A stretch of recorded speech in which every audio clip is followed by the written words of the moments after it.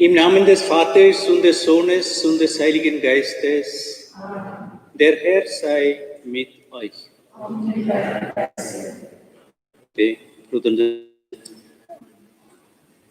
Wir feiern das Fest Dreifaltigkeit. Eine Woche nach Pfingsten begegnet die Kirche den Dreifaltigkeitssonntag. Dieses Fest unternimmt den Versuch, das Heil, das wir im Kirchenjahr feiern, auf seinen Urgrund zurückzuführen. Auf den dreifaltigen Gott.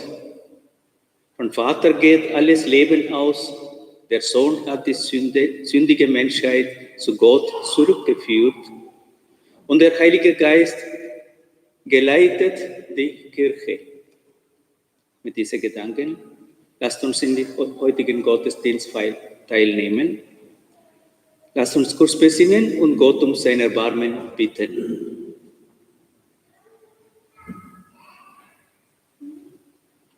Herr, du hast uns das Geheimnis deiner göttlichen Lebens offenbart.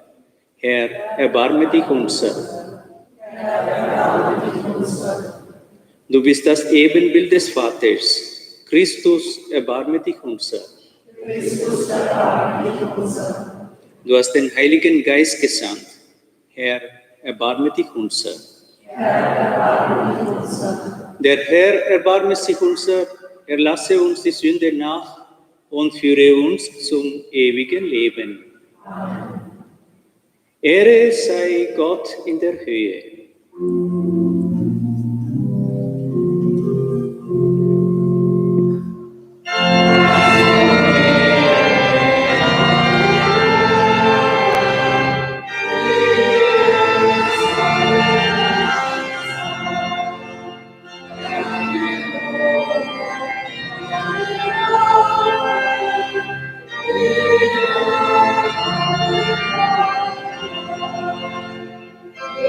Jesus.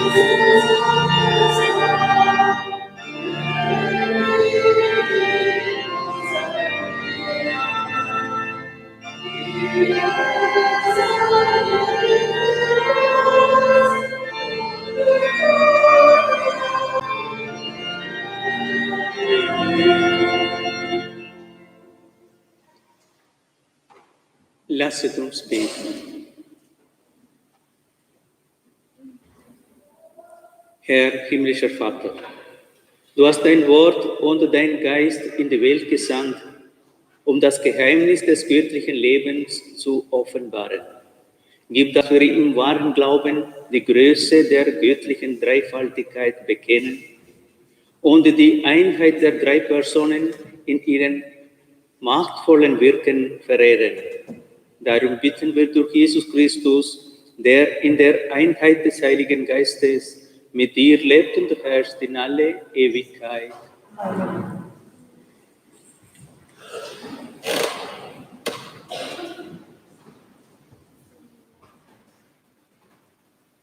Der Grund des Apostels Paulus am Ende seines zweiten Briefes an die Christengemeinde in Korinth spiegelt die Gotteserfahrungen der frühen Christen wider.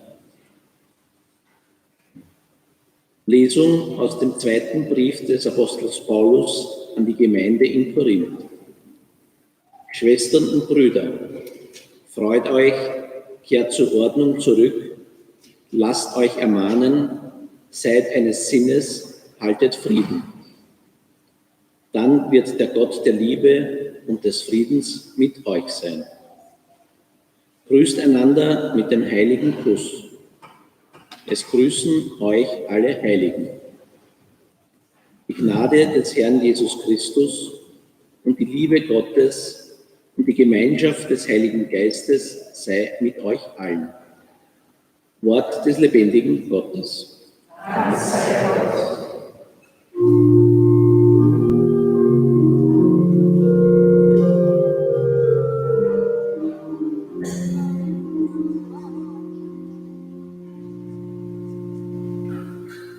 Dein Wort, o Herr, ist Licht über meinen Pfad.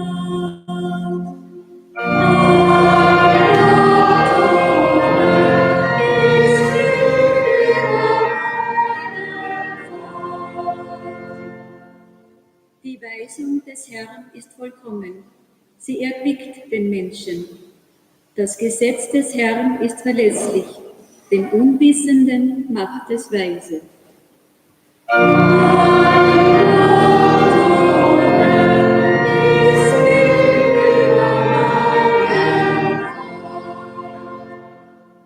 Die Befehle des Herrn sind richtig, sie erfreuen das Herz. Die Urteile des Herrn sind wahr, gerecht sind sie alle.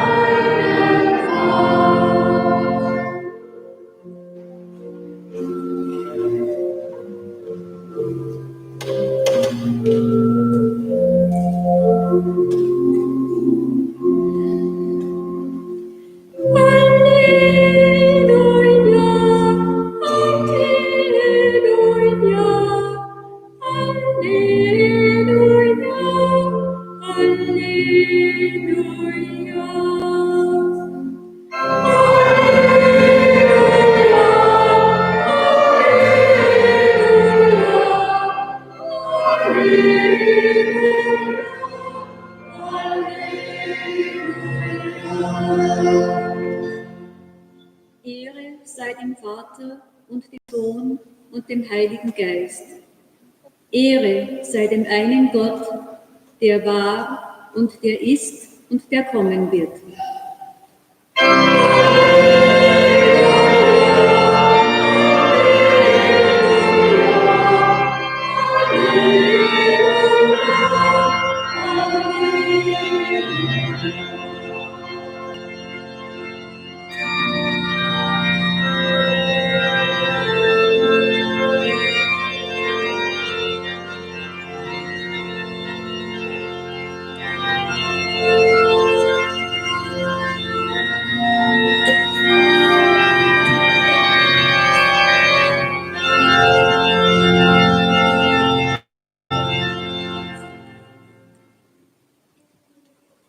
Der Herr sei mit euch. Und mit deinem Geiste. Aus dem heiligen Evangelium nach Johannes. Ehre sei dir, o Herr. Gott hat die Welt so sehr geliebt, dass er seinen einzigen Sohn hingab, damit jeder, der an ihn glaubt, nicht verloren geht, sondern ewiges Leben hat. Denn Gott hat seinen Sohn nicht in die Welt gesandt, damit er die Welt richtet, sondern damit die Welt durch ihn gerettet wird. Wer an ihn glaubt, wird nicht gerichtet. Wer nicht glaubt, ist schon gerichtet, weil er nicht an den Namen des einzigen Sohnes Gottes geglaubt hat. Evangelium unseres Herrn Jesus Christus. O sei dir, Christus.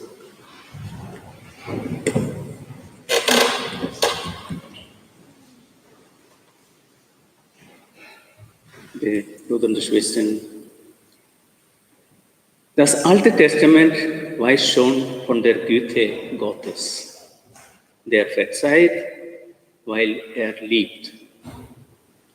Das ist der Gott, der im Neuen Testament sein innerstes, dreieiniges Wesen offenbart hat, damit wir uns nicht wie Adam in Angst vor ihm verbergen, sondern leben in der Sehnsucht nach der Vollendung in ihm.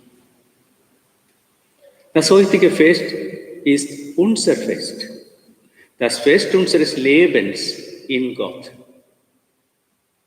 Da geht es nicht um komplizierte Überlegungen der Theologien, wie das denn zu verstehen sei, ein Gott in 3 Personen. All unsere Gedanken und Worte sind nur Stückwerk, wenn wir das innere Geheimnis Gottes beschreiben wollen.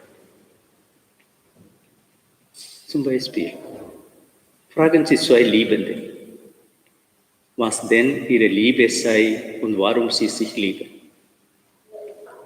Die beiden können vielleicht manches sagen, aber merken zugleich, dass ihre Worte nicht an das Geheimnis heranlassen, aus dem sie doch tagtäglich leben. So ist es auch zwischen Gott und uns Menschen. Seine Liebe zu uns und unsere Liebe zu ihm. Das Wort Dreifaltigkeit ist nur ein kümmerlicher Versuch, die Fülle einzufangen. Das heutige Fest fasst den ganzen Bogen zusammen, den wir von Weihnachten über Karfreitag, Ostern und Pfingsten gefeiert haben. Da ging es jeweils nicht bloß um Ereignisse der Heilsgeschichte in der Vergangenheit, sondern immer auch um unser heutiges Leben mit Gott, das er uns immer neu schenkt. Hören wir in dieser Perspektive, was der heilige Paulus uns heute gesagt hat. Denn wir haben nicht den Geist empfangen, der uns wieder zum Knechten macht, sodass wir uns fürchten müssen, sondern wir haben den Geist empfangen, der uns zu Töchtern und Söhnen Gottes macht. Den Geist, in dem wir rufen, Abba, Vater. Der christliche Glaube an den dreifaltigen Gott sagt, dass Gott hat sich in der Geschichte offenbart. Zuerst im Werk seiner Schöpfung, dann in der Geschichte Israels und zuletzt durch Jesus Christus. Durch ihn ist der allmächtige Vater, der Schöpfer des Himmels und der Erde, den Menschen und der Welt ganz nahe gekommen. In ihm ist der Unbegreifliche begreifbar geworden. Lasst er sich anfassen und berühren. Gott in Jesus Christus. Das ist die christliche Gottesvorstellung, die in der in anderen Religionen gerade nicht begegnet. Amen.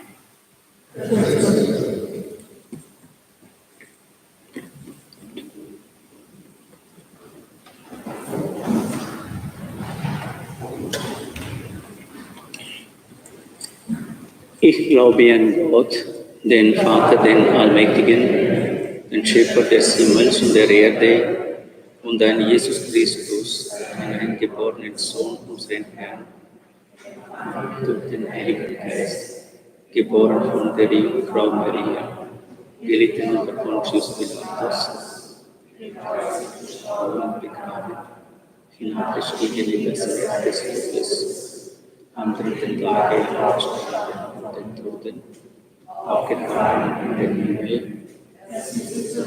Gottes, dort wird er kommen,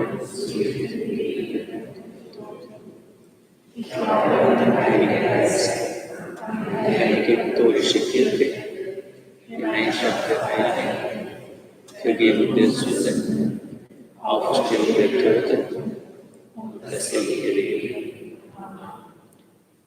Lasst uns unsere Verbitten vor dreifaltigen Gott bringen.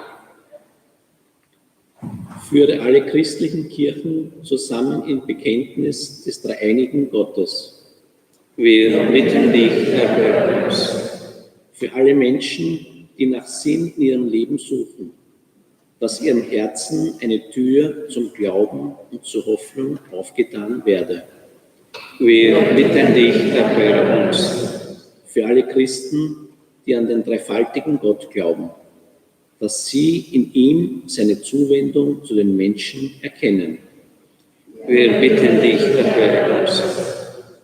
Für alle christlichen Gemeinschaften, dass sie ihre innere Verbundenheit auf Gott gründen, der selbst Beziehung ist. Wir bitten dich, erhöre uns. Für uns alle, dass wir immer wieder Erfahrungen des dreifaltigen Gottes machen dürfen. Wir bitten dich, erhöre uns. Eine kurze Stille, lasst uns für alle unsere persönlichen Anliegen beten. Herr, segne alle unsere Kranken. Wir bitten dich für unsere Verstorbenen, dass sie in Gott ihre Vollendung finden.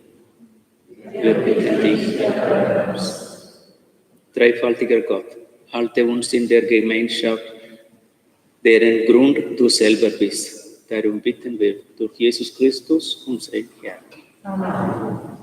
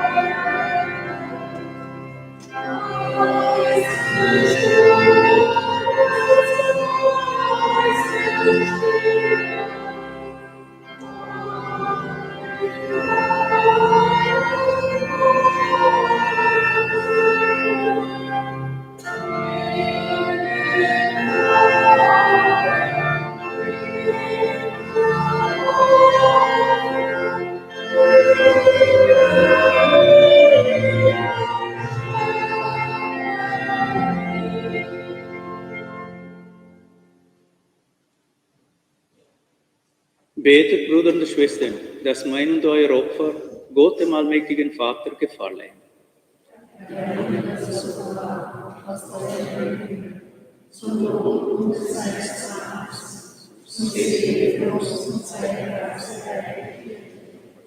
Gott, unser Vater, wir rufen deinen Namen an über Brot und Wein.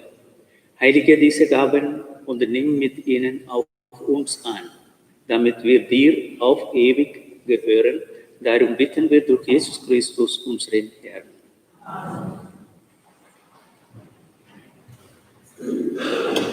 Der Herr sei mit euch. Erhebet die Herzen. Lasset uns danken dem Herrn, unserem Gott.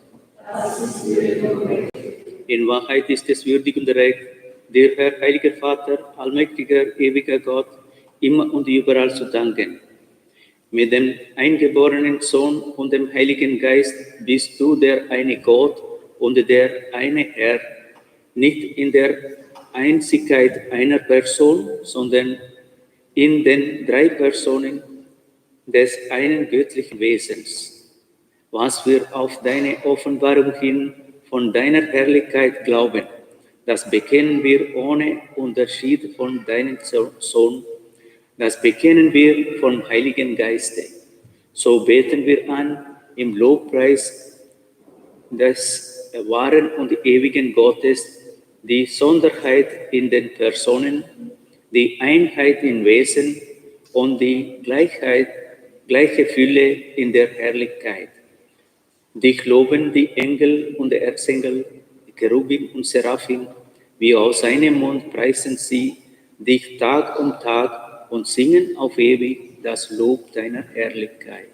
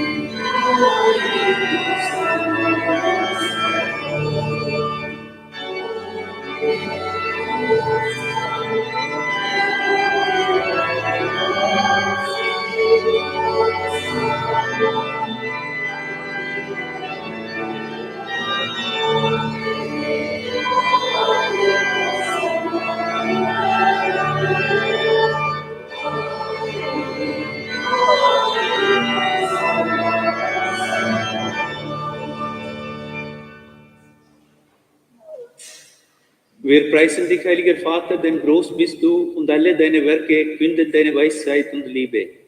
Den Menschen hast du nach deinem Bild geschaffen und ihm die Sorge für die ganze Welt anvertraut. Über alle Geschöpfe sollte er herrschen und allein dir seinen Schöpfer dienen. Als er in Ungehorsam deine Freundschaft verlor und der Macht des Todes verfiel, hast du ihn dennoch nicht verlassen, sondern voll Erbarmen allen geholfen, dich zu suchen und zu finden. Immer wieder hast du den Menschen deinen Bund angeboten und sie durch die Propheten gelehrt, das Heil zu erwarten. So sehr hast du die Welt geliebt, heiliger Vater, dass du deinen eingeborenen Sohn als Retter gesandt hast, nachdem die Fülle der Zeiten gekommen war. Er ist Mensch geworden durch den Heiligen Geist, geboren von der Jungfrau Maria. Er hat wie wir als Mensch gelebt, in allem uns gleich, außer der Sünde. Den Armen verkündete er die Botschaft vom Heil, den Gefangenen Freiheit, den Trauernden Freude. Um deinen Ratschluss zu erfüllen, hat er sich dem Tod überliefert, durch seine Auferstehung den Tod bezwungen und das Leben neu geschaffen. Damit wir nicht mehr uns selber leben, sondern ihm, der für uns gestorben und auferstanden ist, hat er von dir, Vater, als erste Gabe für alle, die glauben, den Heiligen Geist gesandt, der das Werk deines Sohnes auf Erden weiterführt und alle Heilung vollendet. So bitten wir dich, Vater, der Geist heilige diese Gaben, damit sie uns werden, Leib und Blut deines Sohnes, unseres Herrn Jesus Christus, der uns die Feier dieses Geheimnisses aufgetragen hat, als Zeichen des ewigen Bundes.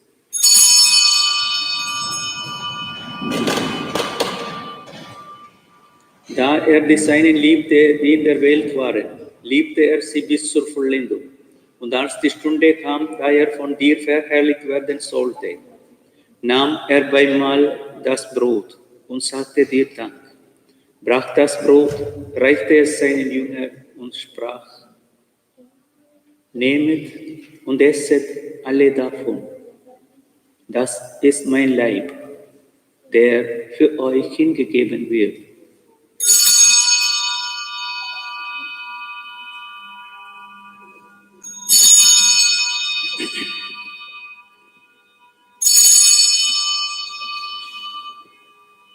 Ebenso nahm er nach dem Mahl den Kelch mit Wein, dankte wieder, reichte den Kelch seinen Jüngern und sprach: Nehmet und trinket alle daraus. Das ist der Kelch des neuen und ewigen Bundes, mein Blut, das für euch und für alle vergossen wird zur Vergebung der Sünden. Tut dies zu meinem Gedächtnis.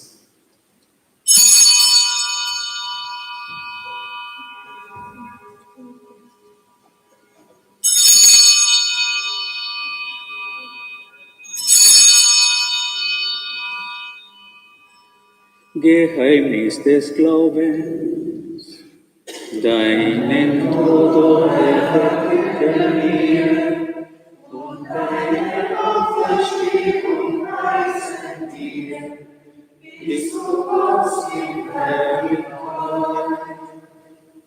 Darum, gütiger Vater, feiern wir das Gedächtnis deines Sohnes. Wir verkünden den Tod deines Sohnes und sein Hinabsteigen zu den Vätern, bekennen seine Auferstehung und Himmelfahrt und erwarten sein Kommen in Herrlichkeit. So bringen wir dir seinen Leib und sein Blut dar, das Opfer, das dir wohlgefällt und der ganzen Welt Heil bringt. Sieh her auf die Opfergabe, die du selber deiner Kirche bereitet hast. Gib, dass alle, die Anteil erhalten an dem einen Brot und dem einen Kelch, ein Leib werden im Heiligen Geist, eine lebendige Opfergabe in Christus zum Lob deiner Herrlichkeit. Herr, gedenke aller, für deren Heil wir das Opfer darbringen. Wir bitten dich für unseren Papst Franziskus, unseren Bischof Christoph und die Gemeinschaft der Bischöfe, für unsere Priester und Diakone, für alle, die zum Dienst in der Kirche bestellt sind, für alle, die ihre Gaben spenden, für die hier versammelte Gemeinde, für dein ganzes Volk und für alle Menschen, die mit lauterem Herzen dich suchen. Wir empfehlen dir auch jene, die im Frieden Christi heimgegangen sind und alle Verstorbenen, um deren Glauben niemand weiß als du. Gütiger Vater, gedenke, dass wir deine Kinder sind und schenke uns allen das Erbe des Himmels in Gemeinschaft mit der seligen Jungfrau und Gottesmutter Maria, mit deinen Aposteln und mit allen Heiligen. Und wenn die ganze Schöpfung von der Verderbnis der Sünde und des Todes befreit ist, lass uns zusammen mit dir dich verherrlichen in deinem Reich durch unseren Herrn Jesus Christus, denn durch ihn schenkst du der Welt alle guten Gaben.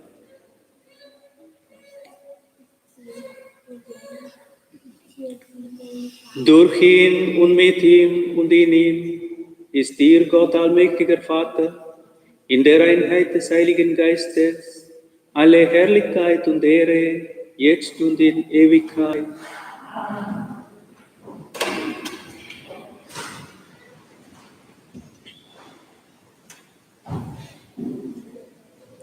Dem Wort unseres Herrn und Erlösers gehorsam und getreu seiner göttlichen Weisung wagen wir zu sprechen. Vater unser im Himmel, geheiligt werde dein Name, dein Reich komme, dein Wille geschehe, wie im Himmel so auf Erden. Unser tägliches Brot gib uns heute und vergib uns unsere Schuld, wie auch wir vergeben unseren Schuldigern. Und führe uns nicht in Versuchung, sondern erlöse uns von dem Bösen. Erlöse uns, Herr, allmächtiger Vater, von allem Bösen und gib Frieden in unseren Tagen. Komm uns zu Hilfe mit deinem Erbarmen und bewahre uns vor Verwirrung und Sünde, damit wir voll Zuversicht das Kommen unseres Erlösers Jesus Christus erwarten. Denn dein ist das Reich und die Kraft und die Herrlichkeit.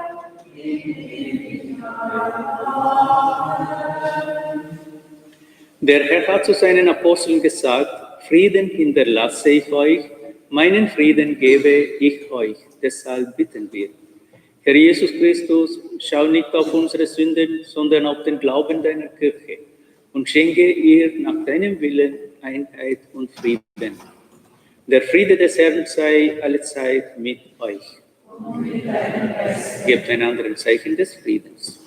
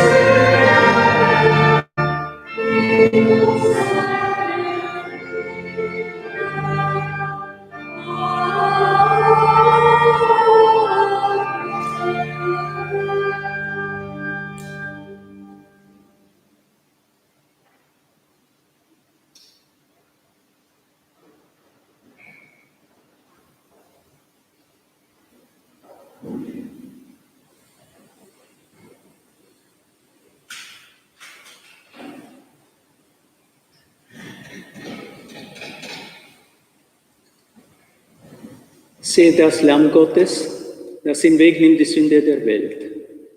Herr, ich bin nicht würdig, dass du eingehst unter mein Dach, aber sprich nur ein Wort, so wird meine Seele gesund. Wer von diesem Brot isst, wird in Ewigkeit leben.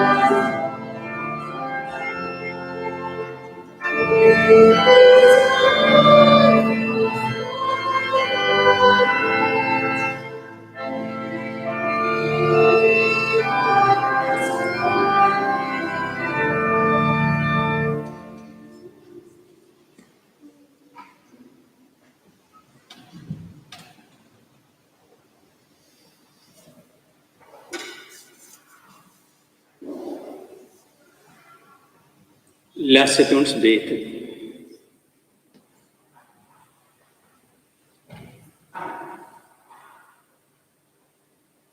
Herr unser Gott, wir haben den Leib deines Sohnes empfangen.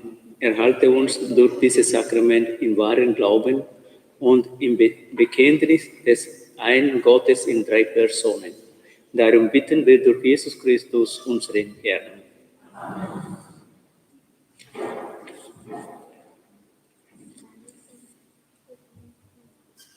Morgen um 8:30 Uhr Festmesse hier in der Kirche. Dienstag und Mittwoch sind heilige Messen, Intentionen möglich um 19 Uhr hier in der Kirche. Donnerstag Fest Fronleichnam. Wir werden eine heilige Messe feiern. Am Kirchenplatz sagt man das anders. Bei der Kreuzigungsgruppe wird der Altar gestellt und wir werden Messe draußen feiern und die erste Station gleich dort beten und nur mit dem Ministranten Einzug in der Kirche. Samstag um 19 Uhr Vorabendmesse mit der Live-Übertragung wie heute, Intention möglich.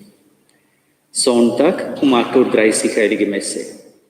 Das ewige Licht brennt für verstorbene Johann und Magdalena Knöpfer.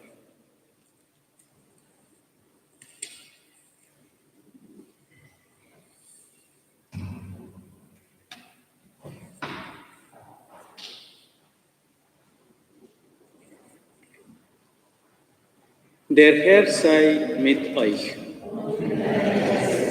Der Herr segne euch und behüte euch. Der Herr lasse sein Angesicht über euch leuchten und sei euch gnädig. Er wende euch sein Antlitz zu und schenke euch seinen Frieden. Das gewähre euch der dreieinige Gott, der Vater und der Sohn und der Heilige Geist. Geht hin in Frieden.